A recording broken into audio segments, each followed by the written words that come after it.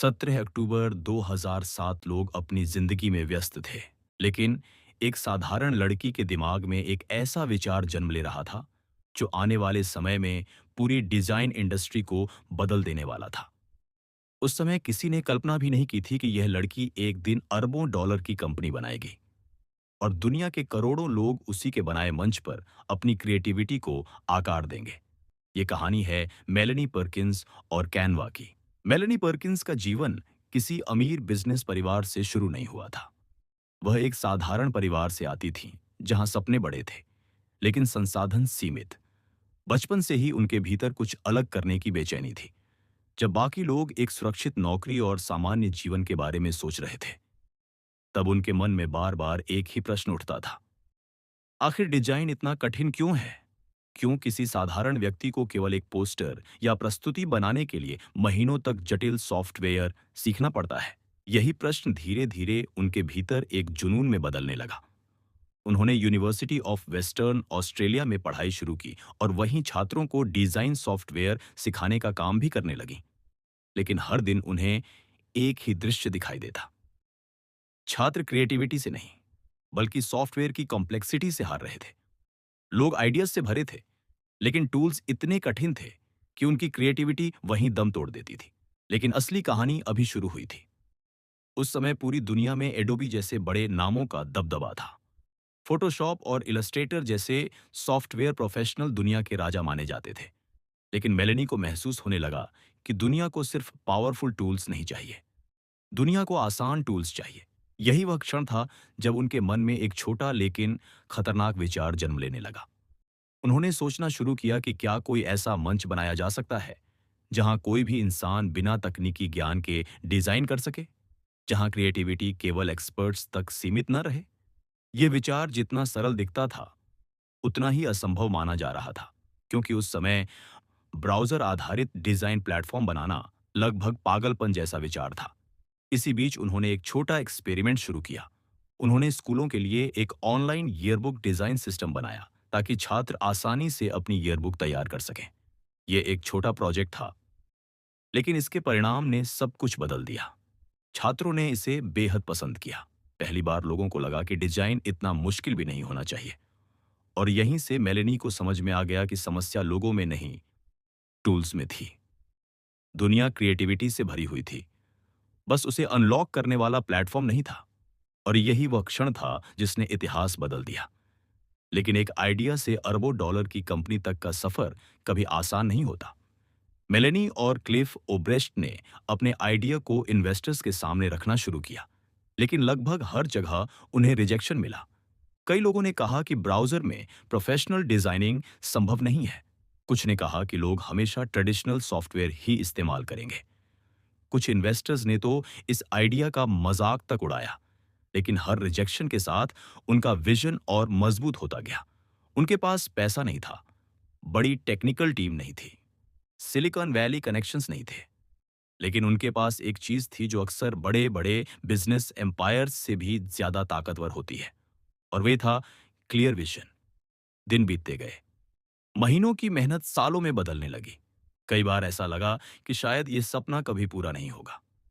लेकिन फिर उनकी मुलाकात कैमरन एडम्स से हुई, जो पहले गूगल में काम कर चुके थे। ये कैनवा की कहानी का सबसे बड़ा टर्निंग पॉइंट साबित हुआ। अब पहली बार इस विचार को एक मजबूत टेक्निकल डायरेक्शन मिलने लगी। तीनों ने मिलकर फैसला किया कि वे ऐसा प्लेटफॉर्म बनाएंगे जो दुनिया की क्रिएटिविटी को लोकतांत्रिक बना देगा, जहां डिजाइन केवल प्रोफेशनल्स का अधिकार नहीं रहेगा। लेकिन आगे जो होने वाला था, उसने पूरी इंडस्ट्री को हिला दिया। उस समय क्लाउड टेक्नोलॉजी इतनी एडवांस नहीं थी, ब्राउज़र्स स्लो थे, रेंडरिंग सिस्टम्स कमजोर थे, स्केलेबिलिटी सबसे बड़ी समस्या थी।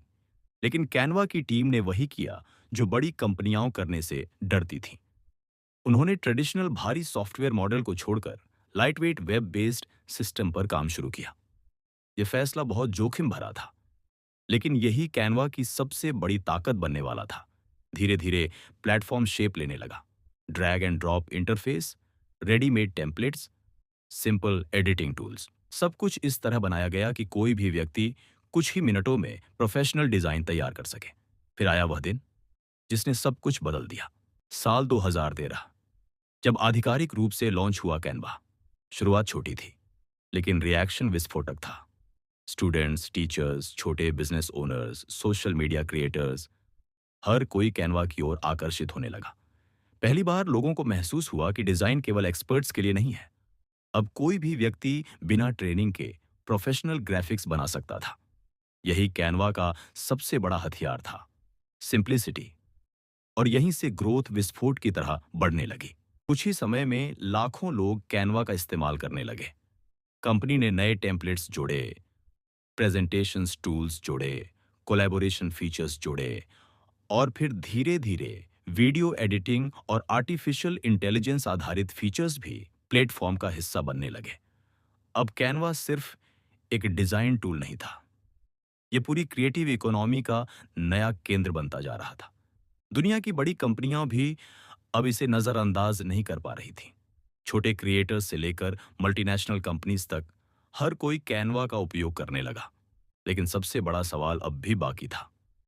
क्या एक simple drag and drop platform सच में ट्रेडिशनल डिजाइन जायंट्स को चुनौती दे सकता है? शुरुआत में बहुत लोगों ने कैनवा को टेम्परेरी ट्रेंड माना, लेकिन समय के साथ यह साफ हो गया कि कैनवा केवल एक स्टार्टअप नहीं, बल्कि एक रेवोल्यूशन है। उसने क्रिएटिविटी को उन लोगों तक पहुंचा दिया जो कभी खुद को क्रिएटिव मानते ही नहीं थे। उसने लाखों छोटे व्यवसायों को अपनी ब्रांडिंग खुद बनाने की ताकत दी। उसने स्टूडेंट्स को प्रेजेंटेशंस बनाने की आज़ादी दी।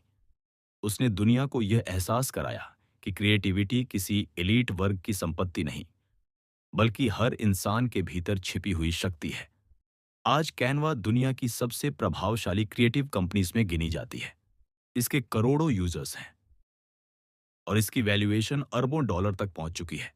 लेकिन इस कहानी की सबसे प्रेरणादायक बात पैसा नहीं है। असली प्रेरणा उस विचार में छिपी है जिसने सब कुछ शुरू किया था। एक साधारण प्रश्न, डिजाइन इतना कठिन क्यों है? यही प्रश्न आगे चलकर पूरी इंडस्ट्री को बदल देने वाला आंदोलन बन गया। ये कहानी हमें सिखाती है कि दुनिया बदलने के लिए हमेशा बड़े संसाधनों की जरूरत नहीं होती। कई बार एक छोटे कमरे में बैठा एक साधारण इंसान केवल एक सही समस्या को पहचान कर इतिहास लिख देता है। और शायद यही कारण है कि आज कैनवा केवल एक कंपनी नहीं, बल्कि क्रिएटिविटी की आजादी का प्रतीक बन चुका है।